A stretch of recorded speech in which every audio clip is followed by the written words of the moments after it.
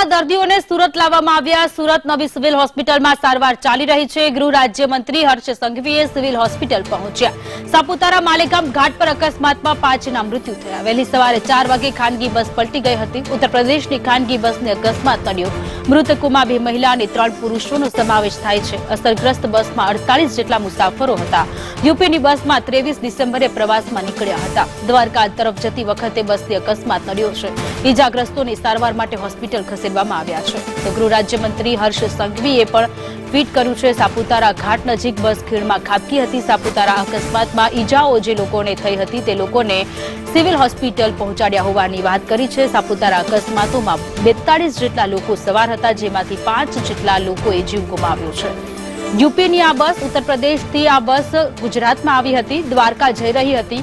25 જેટલા દર્દીઓને સુરત રિફર કરવામાં આવ્યા છે। સુરતમાં 25 જેટલા દર્દીઓની સારવાર ચાલી રહી છે। સાપુતારા આ લોકો જઈ રહ્યા હતા અને સાપુતારામાં અકસ્માત થયો છે। દ્વારકા આ બસ જઈ રહી હતી। ગૃહ રાજ્યમંત્રી હર્ષ સંઘવી કે જેઓ સિવિલ હોસ્પિટલ પહોંચ્યા છે, તેમણે આ ઘટનાને લઈને દુઃખ વ્યક્ત કર્યું છે અને આ સાથે સુરતની સિવિલ હોસ્પિટલમાં પણ કેટલાક દર્દીઓને રિફર કરવામાં આવ્યા છે। સાપુતારામાં બસ પલટી ખાઈ ગઈ હતી, જેમાં આ ગમખ્વાર અકસ્માત વહેલી સવારે પરોઢીએ 4 વાગ્યાની આજુબાજુમાં થયો છે। ત્યારે મહિલા, બાળકો સહિત 40 જેટલા લોકો આ બસમાં સવાર હતા। ઘણા બધા લોકોને ઈજાઓ પહોંચી છે, જેમની અત્યારે સારવાર ચાલી રહી છે।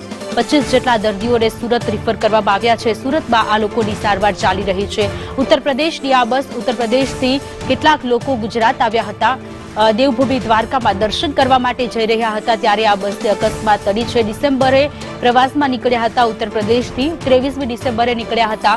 48 જેટલા મુસાફરો બસમાં સવાર હતા। ઓનલાઈન પર મનીષ પરમાર જોડાયેલા છે। મનીષ, ઉત્તર પ્રદેશની બસ કે જે દેવભૂમિ દ્વારકામાં ભગવાન શ્રી કૃષ્ણના દર્શન કરવા માટે જતા હતા, સાપુતારામાં અકસ્માત નડ્યો છે।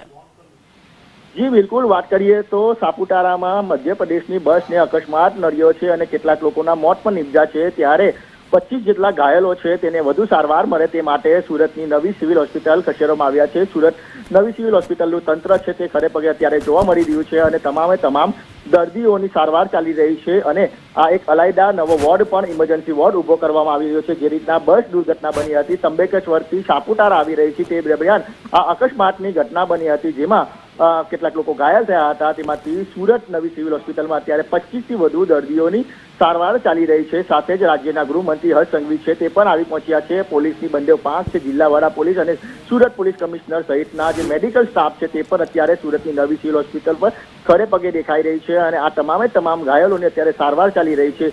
જે રીતે ઘટના બની હતી સાપુતારાની અંદર ખૂબ જ દર્દનાક ઘટના બની હતી। કેટલાક લોકોના મોત પણ નીપજી ગયા છે, ત્યારે કેટલાક લોકો જે ઘાયલ છે તેને વધુ સારવાર મળી રહે તે માટે અત્યારે સુરત નવી સિવિલ હોસ્પિટલનું તંત્ર છે તે ખડે પગે દેખાઈ રહ્યું છે। જી ભાવિની। જી, આભાર તમામ વિગતો માટે।